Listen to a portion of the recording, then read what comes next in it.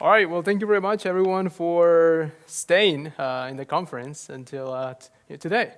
There is a couple things that let's see if we can, I don't know if my icons are still there.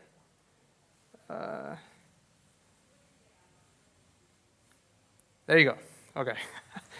So I just bought this computer, so that's what I'm like a little weird about these things. I usually use a Windows box, but now I'm moving to Mac OS. I actually used Mac OS before too, so this back and forth still kind of getting me crazy. But today, the topic today is going to be empowering security teams with generative AI.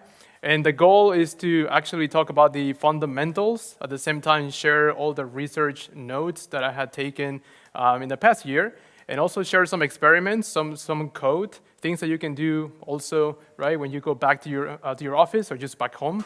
I think that would be great after this presentation if you feel that you actually learned something new. And I just want to make sure that I am not an expert in any of this. I'm just a cybersecurity AI enthusiast, AI cybersecurity enthusiast. And everything that I'm going to talk about in here doesn't reflect, right, Microsoft. I actually work with a lot of different teams that are using a lot of this technology. And usually my role is to bring the cybersecurity knowledge to the conversations. But the problem that I usually have, and I still have, because these things are evolving so fast, is to be able to communicate, right? Is to be able to actually understand all the terminology around all these different large language models. And the talk today is just sharing pretty much everything that I have learned so far. And hopefully you could also feel the same way when you go back to the office, that you can communicate and you can share your experiments with others. And that's what we do also in the office, right? What it is that we believe as security researchers that we can do with this new technology, right? So this journey is going to start with bringing us back to the basics. We're going to go from high level. You're not going to see any mathematics, nothing, like no formulas whatsoever in here, because that's something that, to me, I just fall asleep right away if I just start seeing a lot of math. So this is going to be a high-level talk, but it's going to go through some of the terminology. And then we're going to just go through all the different use cases that I was able to at least document. There's going to be a lot of experiments along all this.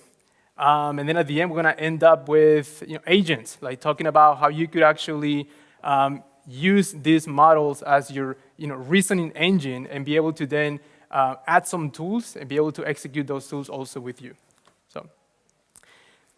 So back to the basics is understanding the fundamentals, right? As a security researcher, we have to make sure that we do understand what it is that we're talking about, right? At least at a high level, right? So to me, defining artificial intelligence was also very important. And because it is also very confusing when you start talking about machine learning, deep learning, and also at the end, large language models. I don't know what's AI, or if AI happened before, it happened after. I had a lot of questions because I was not actually part of the field. But AI, to me, at least, is, in general, is the concept of having a machine or a script to be able to, mimic that human intelligence. And in some cases, well, in most of the cases, I guess, would use also data in order to make informed decisions, be able to achieve a goal, either to learn from data, right, to make a prediction, or either just use the data to figure out the next step in the operation, right? So that was very important. But then, of course, the next question is, where does it fit with all these different terms, right? And I didn't know that AI actually dates back to the 1950s. Actually, in 1956, there was a conference where the word AI, or artificial intelligence, was actually officially used. When we talk about machine learning is a subset of artificial intelligence, where now we're trying to connect these models with data in order to allow them, let's say, to learn from the data by using a statistical model or techniques, or by using things such as neural networks, for example, that we're going to talk about in a little bit. Deep learning is actually a machine learning technique that takes the concept of neural networks a little bit deeper. It just defines a more complex infrastructure of neural networks to be able to process large amount of data and be able to identify what is actually relevant from the data to learn from. And at the end, where we are in the 2020s is the concept of foundation models. Now that we were able to, let's say, interact with these deep neural networks, what can we do with that technology? Now we have the concept of using large language models, for example, to be able to generate data, text, be able to generate images, visual, etc.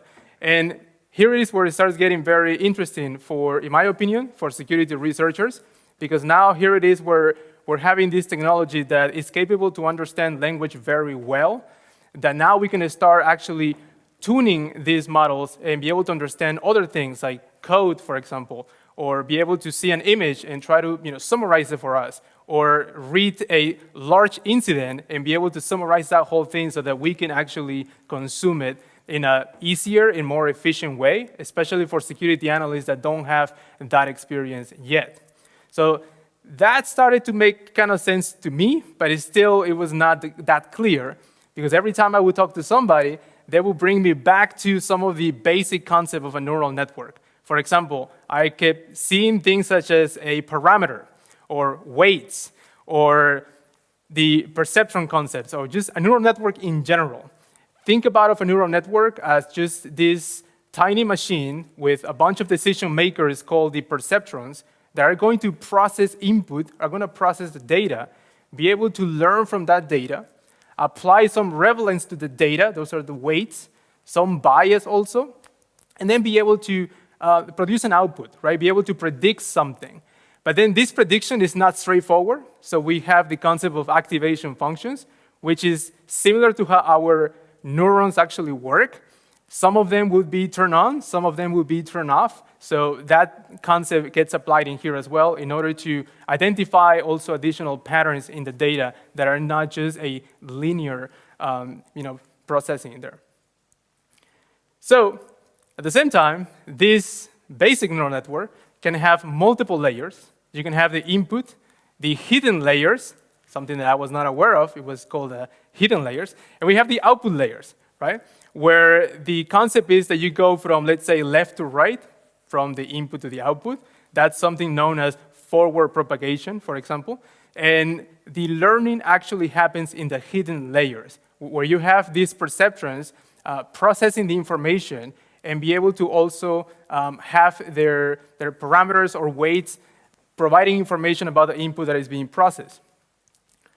So how does this neural network actually learn? And the interesting thing here is that if you're trying to predict something, you can say, I know that this is a cat, let's say, and if I pass this data to my neural network, I want the neural network to understand what are the parts of the picture that would make it also understand and learn that it is a cat. So I could easily say, tell me what you learned in this first iteration. And if I know the value that I want to predict and the value that the model is actually producing, I could actually calculate the loss. And the loss goes through this process of backpropagation, where you're trying to figure out how does each weight or parameter is actually affecting the whole loss, let's say in here, or the overall loss of the network. And there is this concept of gradients, which is used for optimization. So if you do a gradient descent, you can actually try to figure out how to minimize that loss, and that at the end, you can start tweaking those weights around these hidden layers so that you could actually improve the performance of the model to be able to achieve its objective. Let's say it wants to predict something. It wants to classify a phishing email to be phishing or not, for example, right?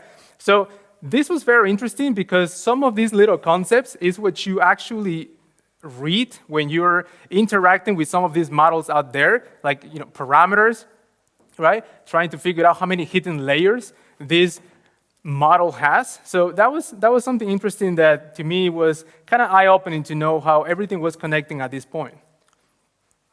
Now, how do we represent what the model is actually learning? This is actually the weights or the bias in the weights overall in this network will be the concept of the parameters. And those will be actually matrices that will encapsulate the learning of this specific model. So now you can use these matrices, and now these parameters, you can say, show me a data of the similar type that I learned with, and I can actually predict something based on what I have learned through the whole process. So when somebody says this model has this amount of parameters, that encapsulates the actual learning of the model. And that's what you will use later, once again, to predict or just trying to do a classification, etc. Now, something very interesting is that, as I mentioned before, this type of models just flow in one direction, and there is not actually a feedback loop to what's actually happening. You get the input, you predict something, and then you provide an output, and that's it, right? So this is good, but it's not good when you try to actually work with data that requires some type of sense of time or position. For example, like sentences, right? Like text. If we're talking about a specific sentence, it matters how the words are actually being positioned, right? And the time where the words are actually being used. So the first idea was, why don't we use these models and we try to actually process one word at a time without any type of feedback loop every time they process one word at a time.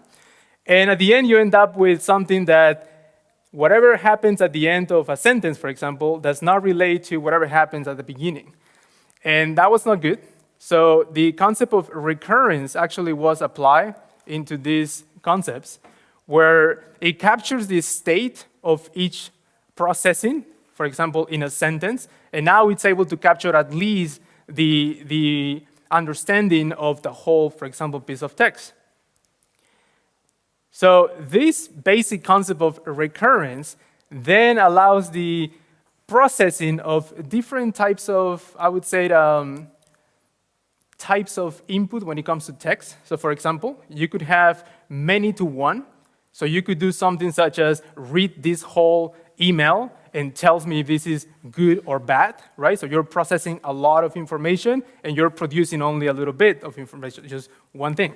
Or you can do one to many, where you could actually have, let's say, write me a song, and it just produces more output. So, and this is because, once again, there is connections between each of these neural networks or the input and output that are being connected, and they actually can capture the whole meaning of this input. And the last one is many to many, where you could say something such as, let's have a full incident, let's summarize the incident. So you're trying to capture all this amount of information and at the same time producing a lot of information.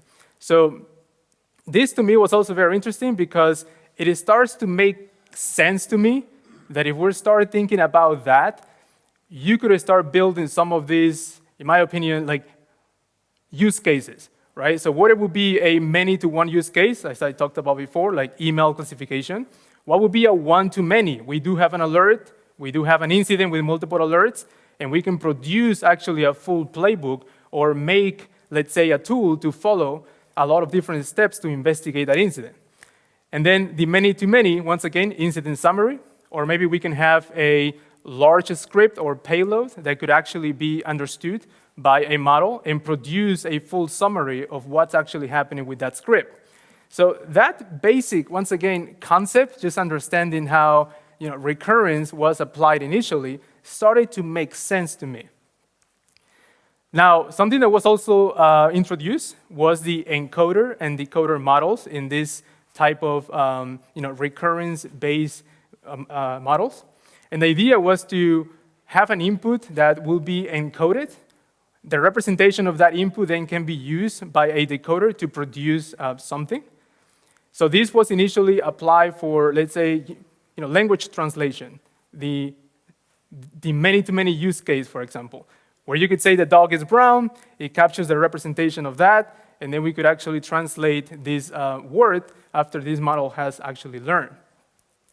So to me, the question was, wait, so we can actually pass text to these models directly? And the answer was no. The models do not just feed text. It requires actually a numerical representation of the input to be passed to the model. So the first step is to actually tokenize this information. So you can take the dog is brown, and you tokenize that sentence, and just for simplicity here, you can say that a token is a word, but some tokens could actually be a sub-word, for example. And then at the end, these tokens will have some type of ID associated with them. so that then you can actually generate what is called embeddings, numerical representations of these tokens. If you're working with a specific model, that model will have a vocabulary where you could actually associate each ID that was mapped to the token to its numerical representation. And that, at the end, is what the neural network is going to actually consume and process, right, before it tries and either predict something or classify something, right? So that was also very important because everything that we do now, it seems to be very simple. When you are talking to a chatbot, for example, some of those popular chatbots out there, you usually just type text and then expect a result. Well, there is some tokenization and embedding happening before that information is actually passed right to the model. So let's do a quick experiment, because at this point I wanted to figure out how that was actually happening. And you have all the different requirements in here of like how to do it. And the idea was, how can I start using just things for free, a couple of libraries, and try to see how tokenization actually works. I learned about this library called Transformers, which allows you to interact also with Hugging Face APIs or interfaces to download like open models, models that are free, that are not that large, and that could actually accomplish these basic tasks. So with this text, you could actually use a model to show how the tokenization actually happens. And every model will actually have its different way to tokenize or encode text. And I'm going to show you that in a little bit. Then this is how you could actually take those tokens and be able to capture those IDs that then later will help you to find the embeddings that the model is going to consume later. And this is a full script that you can run for free. It would just download some configurations from the model and would allow you to at least tokenize and embed your text. So the next question for me was, can we actually tokenize security event logs? Because I'm a security researcher.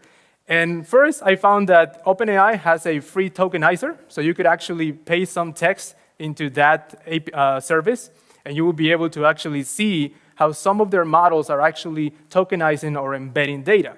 So what I did is I just put a mail items access log from Exchange Online. I just wanted to see how this was actually being tokenized by something like GPT-4. And as you can see, there is a lot of colors, which means that those are actually parts, like the specific tokens that it's capturing. And to me, it's interesting to see that a lot of words were actually being not represented as a full token. There was a lot of sub-words. And after talking to a few people, it means, as far as I could tell, that it's not actually capturing the full true meaning of the log. Because a log has a different type of representation than a paragraph or a sentence. And as far as I know, there is not yet a model that understands security logs the right way, unless I missed something in the conference. And yes, so that's what I was thinking. I thought that I heard about that. So when I was preparing for this, I was going around and I couldn't see a model that would understand that very well. But I think that there is Louis, right? Louis? Louis can use it, yes, Cyber from NVIDIA. Yes, there you go. So so that was very interesting to me, because I saw a couple of also co-workers that were trying to use these models to actually tokenize security event logs. And he was doing a good job of trying to understand the log, but it wasn't a good representation to do some cool use cases with that. But at least you can use this free tokenizer just to test a little bit. I wouldn't put, of course, sensitive information here, but it's something you could use just to see what is actually the tokenization is actually happening. So the way how this will work, once again, is you take each word, it's tokenized, you embed it, it goes through this, let's say, model, and then at the end, it could actually produce some type of output. In this case, would be a translation. But when I was actually taking notes on this, I realized that this doesn't seem to be as efficient, because I'm actually passing one word at a time. And that was something that, after reading a little bit, it makes sense that this has a lot of disadvantages. And these are just a table of how the basics of recurrent models was good for small paragraphs, but not necessarily for large amount of data. So this is some of them that you could actually read about and maybe go deep into some of this stuff. But then this is why this new model architecture, deep neural network architecture, was introduced, which is the concept of transformers. And there is a really good paper over there, which if you have trouble sleeping, I would definitely use it because it goes so deep into some of these concepts that, believe me, I'm a security researcher and I love what I do. And hats off, and it's amazing what others do with data science, to be honest. But to me, the most important thing was to understand that this is an encoder and a decoder, the architecture. It could actually produce models that to be both, or to be an encoder or a decoder. Encoders, you could, for example, use them once again. Let's say you want to encode or understand security event data. It needs to be encoded first, and the representation needs to be very good. So you can actually build a model, or probably there is already a model out there that could do that. And then decoders will generate context, right? They will generate your text, your visual, your audio, etc. So that's the basics around this encoder-decoder architecture. And what transformers actually brought to the conversation was the concept of no recurrence. So that right away, I was like, all right, this is actually better than the previous one. Positional encoding and self-attention. So what does that mean? So no recurrence meant that instead of passing text like each embedding at the time, you can actually pass the whole thing. So that's why when you actually read about these models out there and it says, oh, it only has a 4,000 token limit. Oh, it only has a 12,000 or now a 32,000, and now I think there is like a 128,000 token limit. That's the reason why. It's because this architecture is trying to consume, let's say, everything at once and not just do it right one at a time. Because of this, of course, it lost its position for each, let's say, embedding, right? Because now it's not actually counting one by one. It's just trying to do everything at once. But it's still, the concept of positional aware encoding was introduced also with this, which just provides that context to the embeddings of each word. And the last one that I think was the most interesting to me as well was the concept of self-attention, where now allows, for example, a word to be able to understand how well it's connected with other words in a sentence. And as you can see in here, the animal didn't cross the street because it was too tired. It is is strongly related to the animal and not necessarily the street. So that type of capability was also pretty interesting because that would actually allow the model to capture the true meaning of the sentences or the paragraphs or the text that it was processing to learn. And transformers is now a cross-model, I would say general architecture, so you can see all the different papers that had been written since I would say 2020, and you can see how the data starts going into the multi-model type of approach. So a very powerful architecture that it's used now across multiple models nowadays. So now we are close to start doing some more experiments with foundation models. So now that we have this awesome architecture, transformers, let's say, that allows us to process, understand data in a more efficient way, now we're capable to build this foundation or general purpose models, where you have this massive amount of data that was passed to a model to learn from, and now it's capable to do or understand multiple things. So that's why you can actually use it for multiple things out of the box. That's what is called a general purpose model. But you could also fine-tune it. You can tune it to be for a specific use case. But that's the concept of foundation models. So when you hear about it, is those models that do have out-of-the-box capabilities to do a lot of things, but also it could be adapted to multiple things, right? And once again, it's because of the amount of data that it was trained with, and I would say how much it learned from that data, so it's capable to adapt also itself to multiple things. So here is where a large language model comes from. This is a large language model is a foundation model. It's a general purpose model that could be used for a lot of things. And the concept is that we were able to capture the parameters after using this transformer architecture, let's say, to be able now to have what is called parametric knowledge.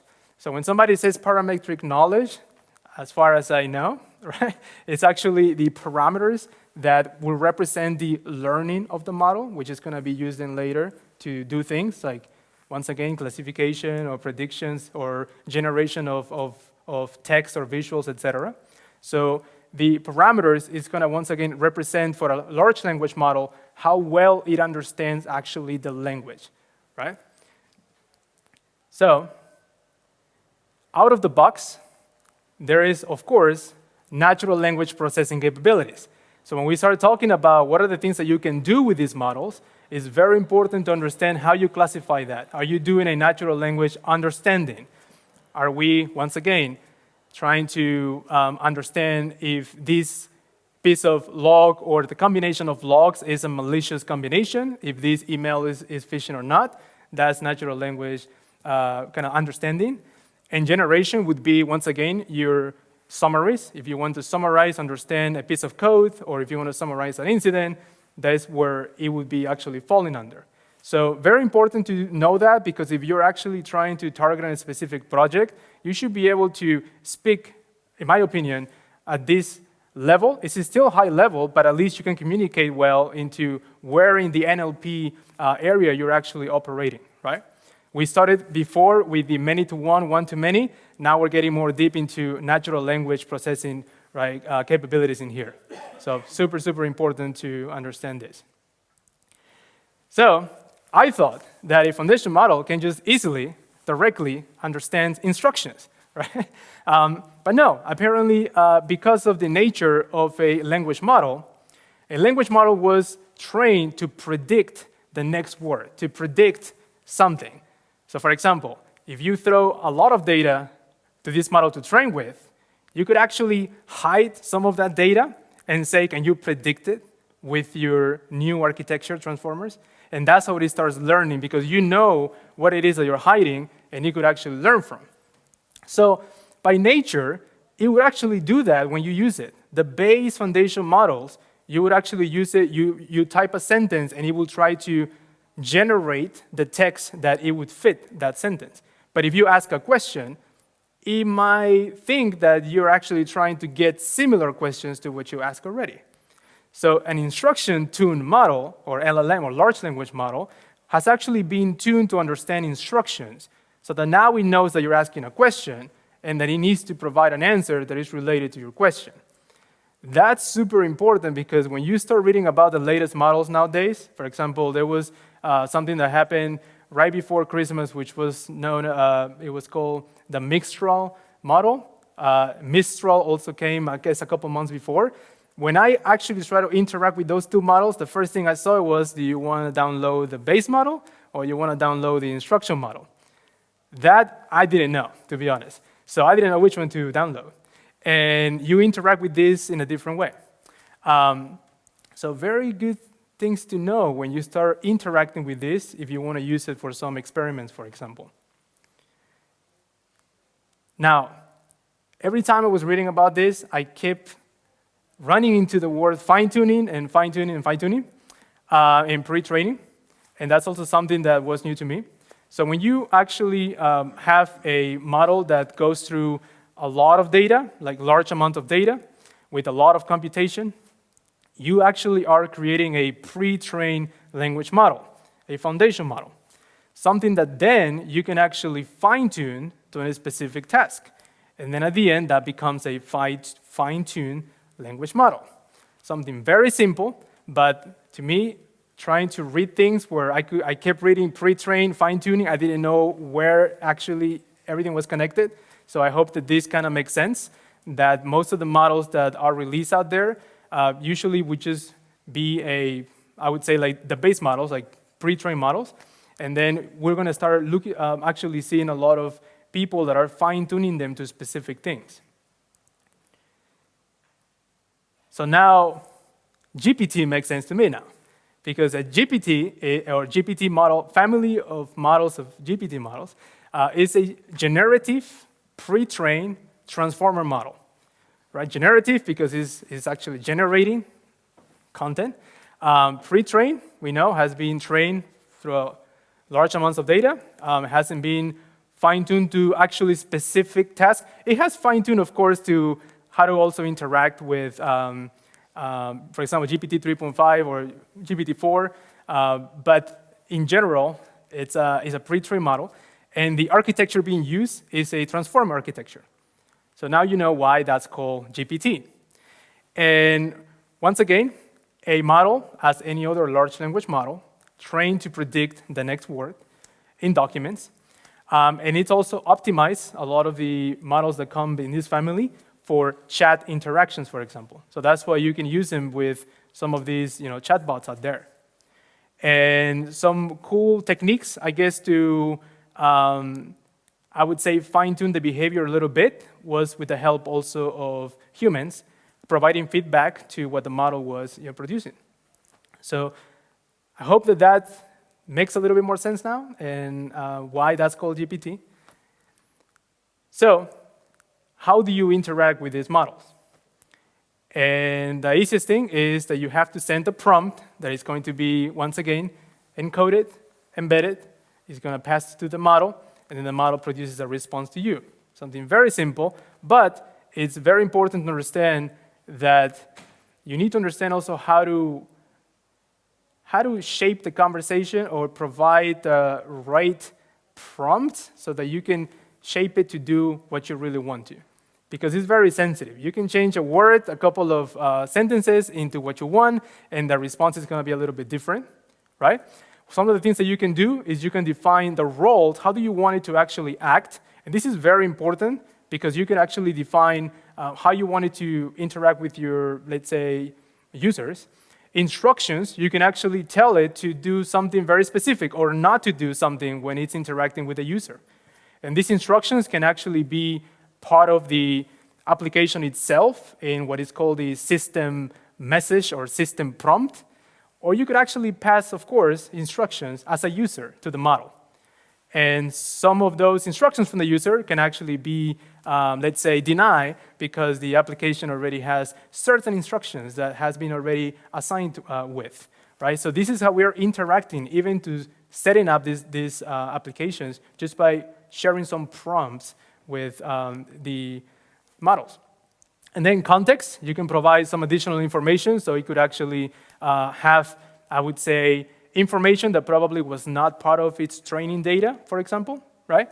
And then output, you can actually define what it is that you want to be responded with. I guess if you say, can you respond in a JSON format, right? Something that is still very fragile, it's not 100% done well for even like open large language models, but we're getting there, right? So that's very important to understand what techniques you will have to apply in order to interact with these models. So let's do a quick experiment just to kind of set the foundation, how to interact with this. So this is how you actually define first. This is actually using the OpenAI models, but I'm also going to show you how to use it with open models, so that way you have both options. And most of my experiments are very cheap because, once again, I am actually experimenting. I'm doing a lot of proof of concepts, and then I talk to the teams behind, the people that have access to a lot of computation as well, and I would say money as well, so I could actually share and test whatever we want to test. But a lot of the things that I do is just a lot of incubation projects and proof of concepts, and it's amazing to see them actually happening at a product level sometimes, right? All right, so in here, you try to define what is called a completion function, where you could actually say, I am sending a message as a user. I'm going to pass a prompt. I'm going to use GPT-4, and I also want the temperature to be 0. Initially, I didn't know what temperature was, and that actually defines how creative you want the model to be when generating the output. If you put 0, you don't want it to go crazy. If you put 10, it would actually probably hallucinate more and probably try to come up with things because it's trying to be creative, right? So this is what I use a lot, just as a foundation. And then at the end, I just pass my basic prompt, and then I just get a response back. Now, this is going to get more complex as we go, but I just wanted to at least show you, for those that don't know exactly how to interact with one of these, this is how you could do it. If you don't want to use OpenAI, you can actually, before we jump to that topic, one thing that is also super important is to understand that this communication, the way how you interact with these models, it has a specific chat-like format. So in this function, we just say, hey, I'm a user, I'm sending you something. Well, you could actually define, hey, I want to define what the system, for example, message could be. So you can define a role. You could say you are friendly, right? And then you can provide your question. Or you can actually pass a conversation that, for example, let's say it didn't even occur, but you're just going to tell the model, hey, this was the system message. This is what I asked. This is what you said to me. And this is what I would like to know or get from you after this whole conversation that we already had. So you can provide this chat-like conversation back and be able to produce something based on this conversation. So that's also very important. We usually just go send a message in these chatbots, get a response, and then we're good. Well, there is a lot going on in the back end that if you know how to interact with it, you can start even passing examples of conversations so that the model could actually do what is called in-context learning and learn also from like what happened before. You can do it at that level a little bit, but then also you could do it at the user level, for example. You can send a message as a user and say, hey, I have a few examples before you answer your question. So there are different ways that you can provide some of that context to a model. And this basic lines of code kind of shows you how to do that by using the functions that I defined before.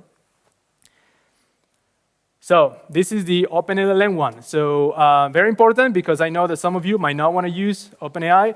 I also like to see what's possible with what's out there as an in OpenLLMs. You can actually go to what is called Hugging Face and look at the OpenLLM boards and try to figure out which models would be probably useful for your use case.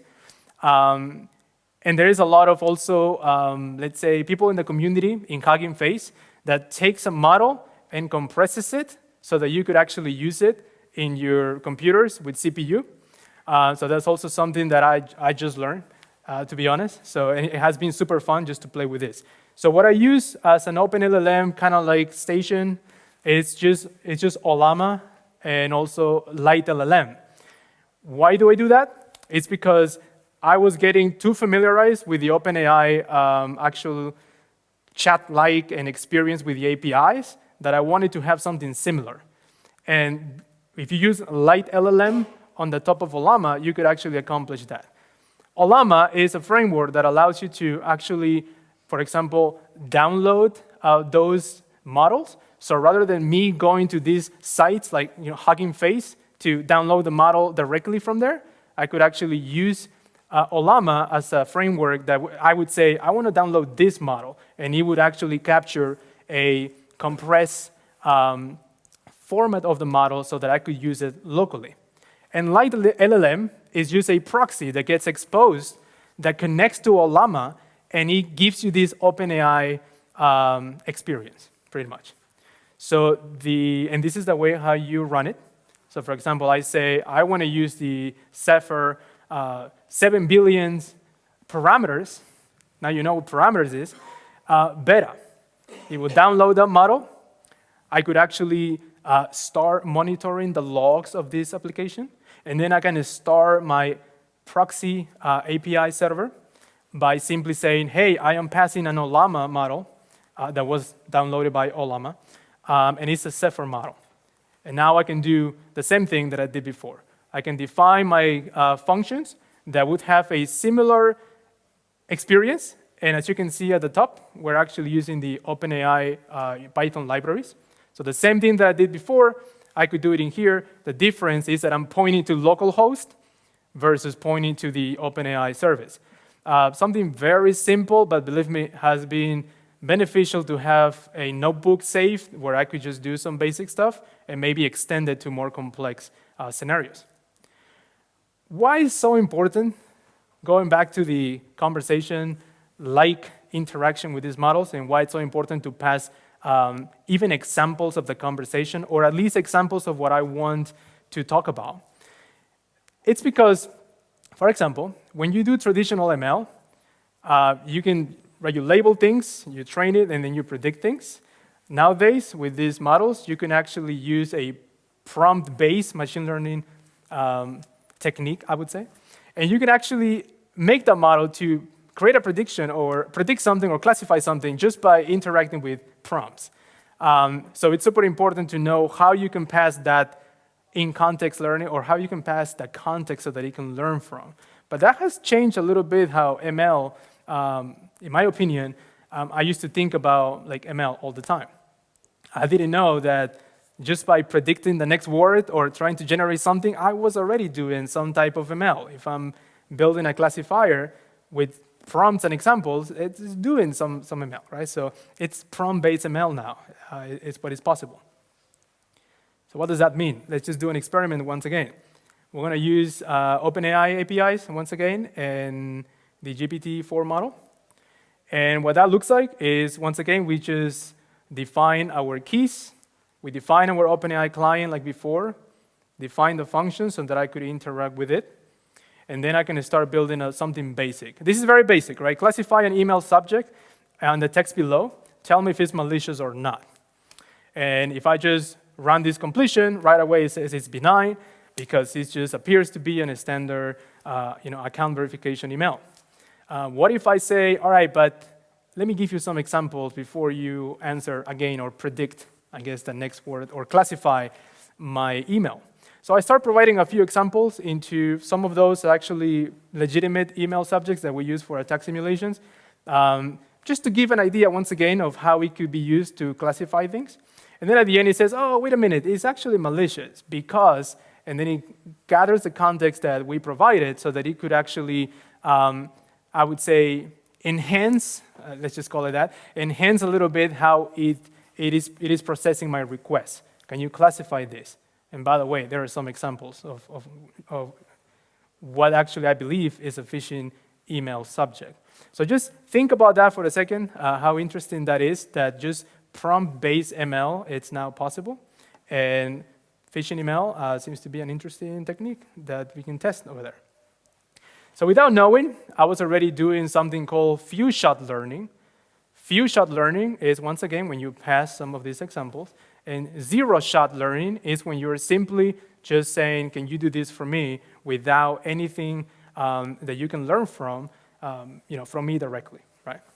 So very important because these concepts also show up later, few-shot and zero-shot, right? So I didn't know either that there was a lot of challenges with LLMs. And the challenges are that its knowledge is limited to the training data set. So this amount of data that was passed to the model to be trained with, let's say if the data stopped in 2020 or 2021, the year 2020, it will not know, of course, with its own knowledge about 2022, 2023, 2024. So knowledge coverage and timeliness, it's really a constraint. And also hallucinations, because sometimes it wants to be creative and it wants to tell you that something that it doesn't even exist. And this is bad for, in my opinion, security operations, of course, because we don't want to have a false sense of either belief that we're safe or that we have already investigated everything that we believe we should have done, right? So very, very important, and those are some of the constraints. One example, for example, if you go and ask GPT 3.5 about a technique of MITRE attack that was released in April, I believe March, April 23, it won't be able to talk to you about it, even if you go to those known chatbots. So this is one example. So it says, hey, sorry, I can't answer that. My knowledge is up to 2021. And yes, that technique was released in April 2023. Another thing that it could do, it could actually be like, no, I actually know about it, and then go crazy and tell you that financial theft, I think that was a Beck, technique, I think it is. All of a sudden, it starts talking about dynamic data exchange, inter-process communication, and if I didn't know about this technique, I would believe it, and I would just go with it, and maybe document it in my adversary tradecraft, research hub documentation that we have at work, and it would just be there as a fact, right? So, retrieval augmented generation to the rescue, right? Which means is that something that you can do, you can apply this technique to connect the parametric knowledge, the model, to external sources of knowledge. That's the basic concepts of RAG. And a lot of people at work, when I was talking to them, before I went into this journey as a security researcher, a lot of people were saying, just RAG it. Let's just RAG this and RAG that and RAG that. And I just didn't know what was actually going on. In a couple of meetings, I ended up just Googling that, and it still didn't make sense, to be honest.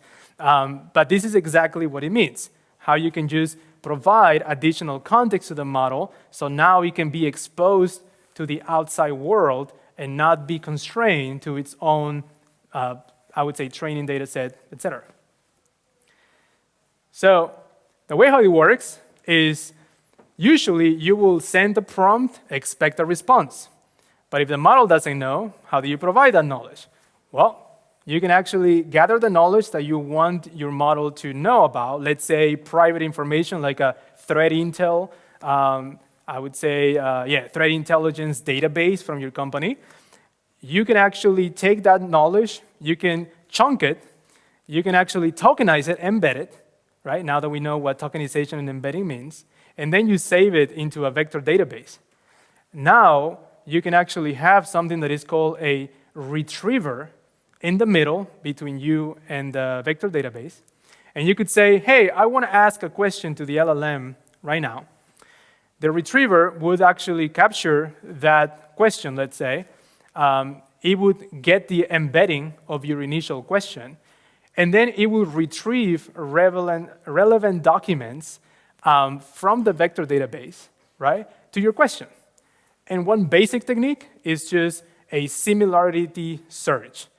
My question is very similar to all these 20 threat intelligence reports, so let me pass those 20 Intel reports, let's say, with your question to the large language model.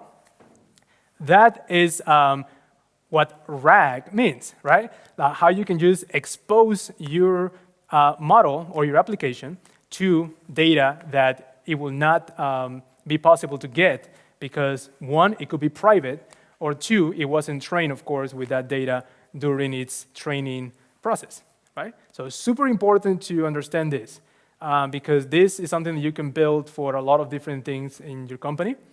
And one example that I have in here is to actually query your own threat intelligence, which is something that I decided to do last year, and then I didn't know, to be honest, I didn't know if it was going to be a good use case, but then it ended up being a good use case. And now there is a lot of different RAG techniques that exist out there that go beyond just your basic, similarity search, but at least the similarity search capability allow me to understand the basics, foundations of what RAG was. So in this scenario, what we're going to do is we're going to use a Python library called attack-CTI. That allows me to collect MITRE ATT&CK groups. And the reason why I do that is because I'm trying to build my own threat intel proof of concept database. And a threat intel database contains information about threat actors, like their techniques, their tactics, their procedures, their tools, and reports and references. That's exactly what the MITRE ATT&CK groups does. They collect all this knowledge, but it's public. And if I'm going to send my data to OpenAI, I want it to be public. So that's what I use the MITRE ATT&CK groups so that I could show what it is that we could do with it. This video is a little long, but hopefully we have some more time. Yeah, we have some more time. And this just goes through the process once again of capturing this knowledge, tokenizing all this knowledge. In this case, we're just getting all the knowledge from the attack groups, and we're going to just save it into a vector database. So I'm going to skip this video right now, but it's all it does, right? There's nothing crazy about this, but hopefully this Jupyter notebook would help you if you want to test this at home, right? And the notebook is going to be in a link at the end of the presentation. Oh, and next. How do you go next here? That's weird, didn't let me.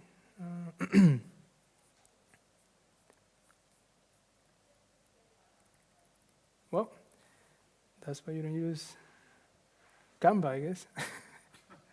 1 second, let me just go back to, all right, here you go. There you go. Cancel this. Okay, so now that we have this knowledge embedded, now we could actually go through the process of building an app that will be able to retrieve this knowledge. So in this case, we're using LangChain to create an agent that is going to be retrieving this knowledge. So up to this point, in this notebook, we have simply initialized the database that I just created with all the MITRE ATT&CK group information, as you can see there.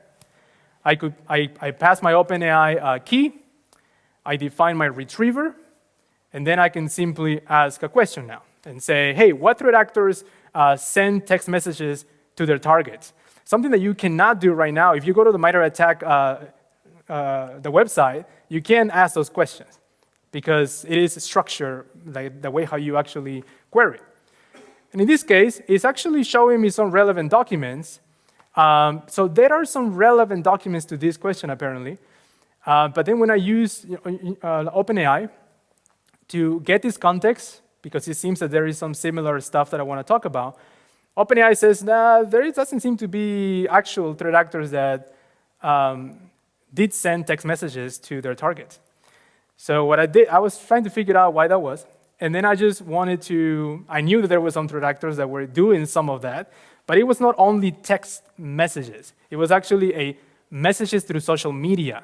So this is where prompt engineering also, it's so important that if you add some context to that, you will be able to get better responses, right, when you're trying to query this information. And as you can see, Lazarus Group, it was one of those that was actually doing that. So super important, right, to understand that prompt engineering is important too. Another question, what are some phishing techniques used by threat actors?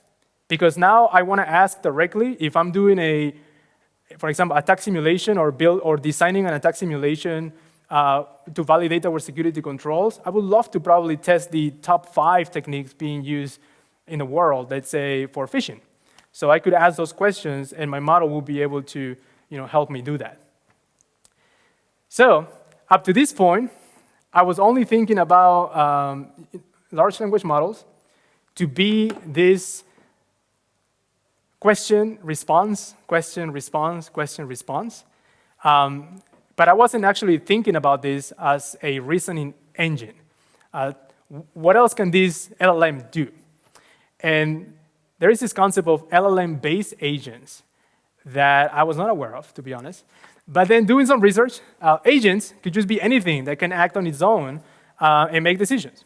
An AI agent, it's a similar thing. It can just act on its own, make its own decisions, artificially trying to figure out what to do, and use data or tools that would allow it to provide more context to how it's going to reason or make decisions on its own. That's an AI agent.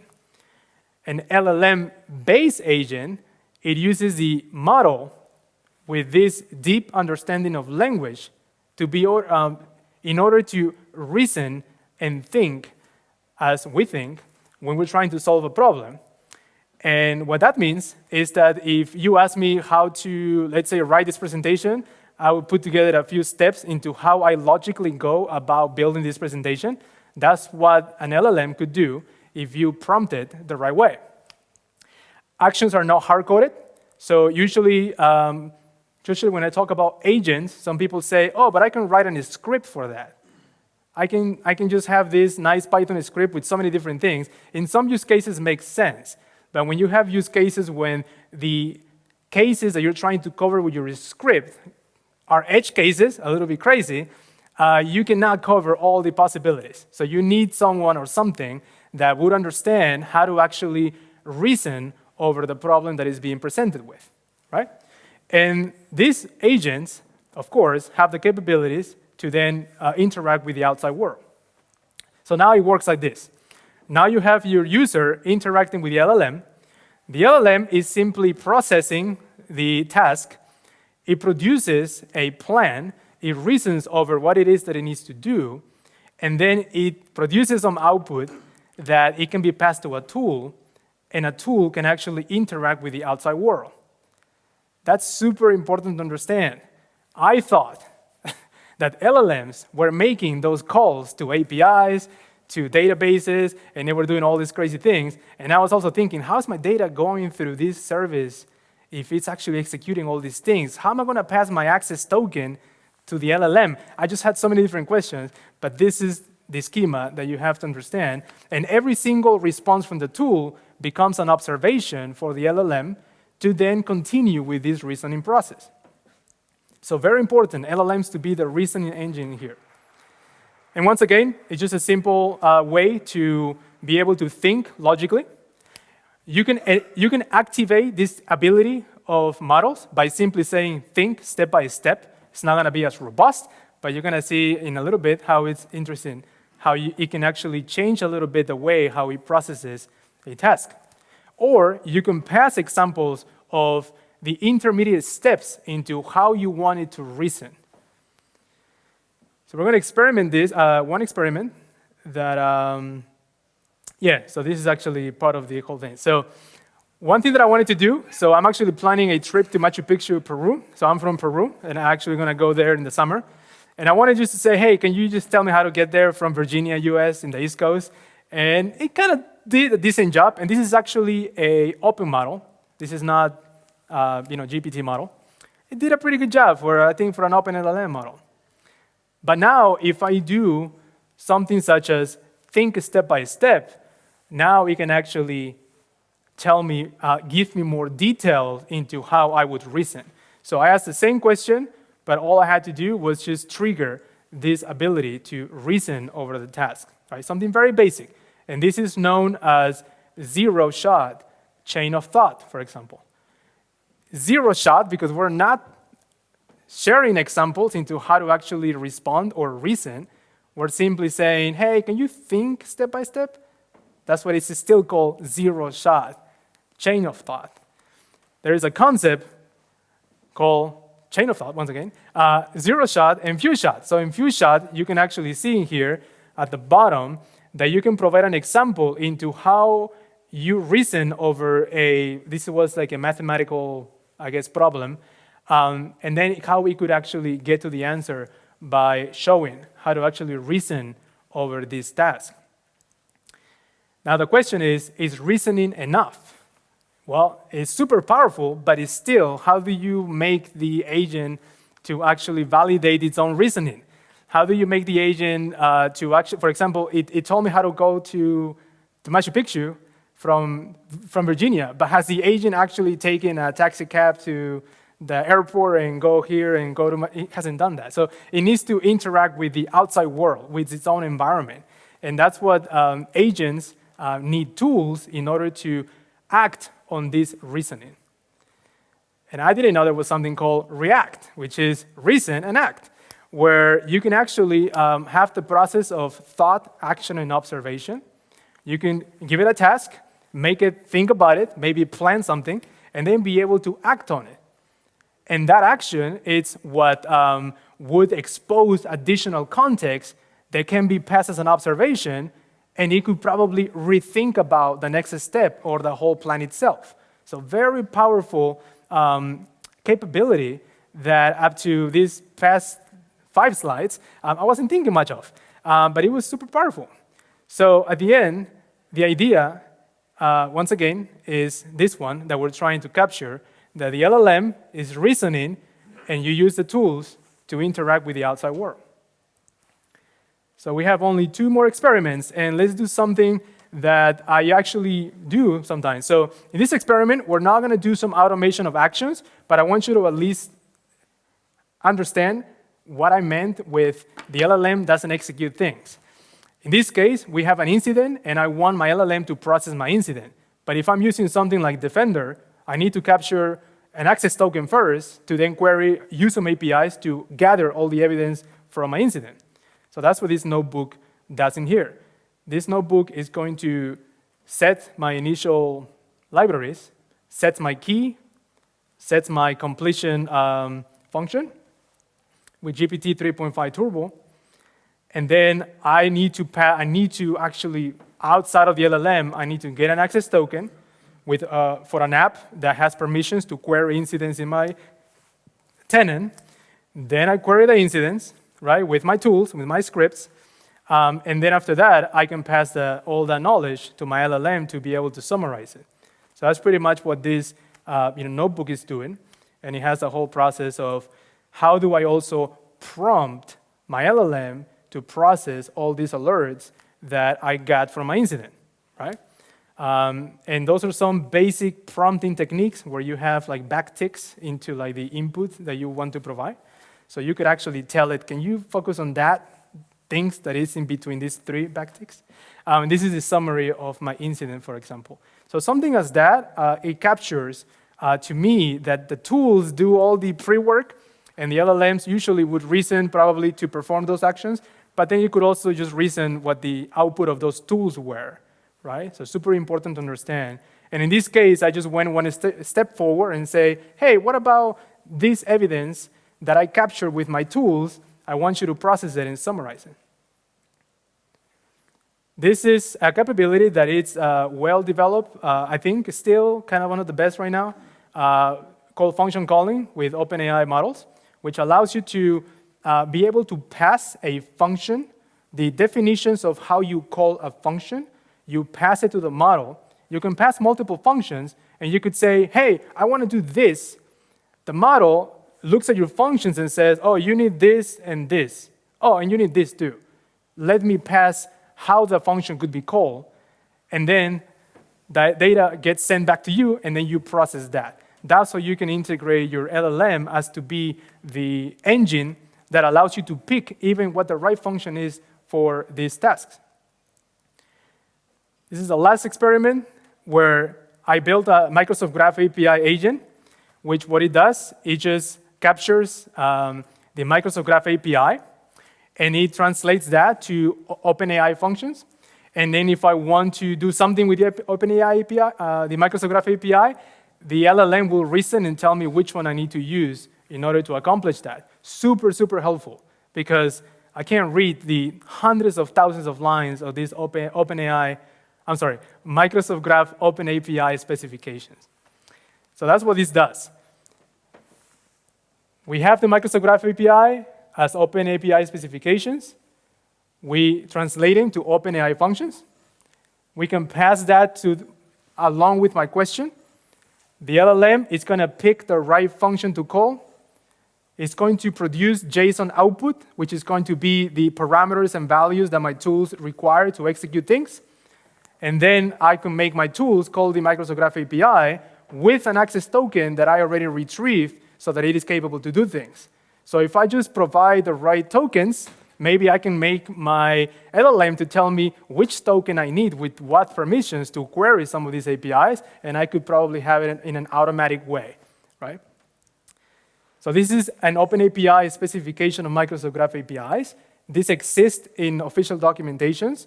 There is hundreds of endpoints, and if I just take the user's endpoint, it has 140 different things you can do with it. So this experiment does that. It just captures the user's OpenAPI specs from Microsoft Graph APIs. I'm going to download that. I'm going to load it. I'm going to extract all these specifications. And then at the end, I'm going to build an agent that is going to allow me to query the API without actually hard-coding how do you interact with this API. This is how I generate my access token so that I could pass it to my tool. I just do my basic authentication with the demo lab environment, so feel free to copy and paste the username. And then in here, just to show you, there's 140 endpoints or things you can do with this only the user's API, and I can pass that to my model. I set up my keys, I set up my agent, I pass the OpenAPI specs to my agent, and I pass my access token so that it knows how to actually, that it's authorized to query. And then all I do is, hey, can you tell me who this is with this ID, right? And if I just run this, now it's going to drop into the reasoning and act, let's say, technique, where it's going to be, initially, it's going to try to plan into how it's going to call the API.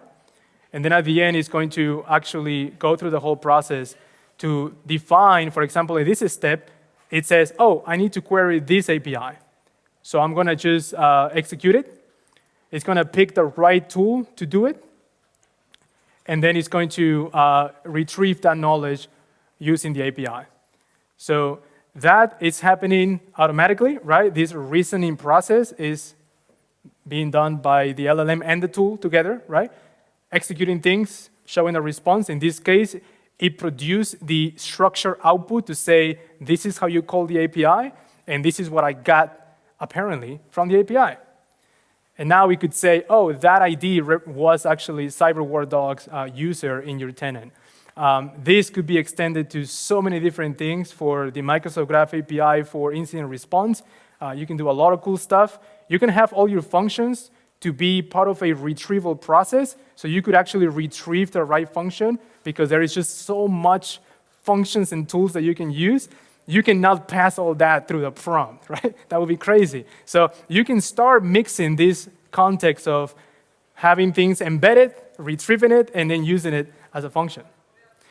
And the last thing was just how to show you that this could be multiple agents, not just one. The tool is called AutoGen, so this could be extended to multiple things. I have a notebook in there as well, but we're already out of time. But this is all in the GitHub repo that it's going to be in that link over there. And that's my Twitter handle also, if you want to follow me. And I hope that today you were able to learn something new. So when you go back, you are also an AI cybersecurity enthusiast, and you can build your own experiments. Thank you very much for your time. Appreciate it. Thank you.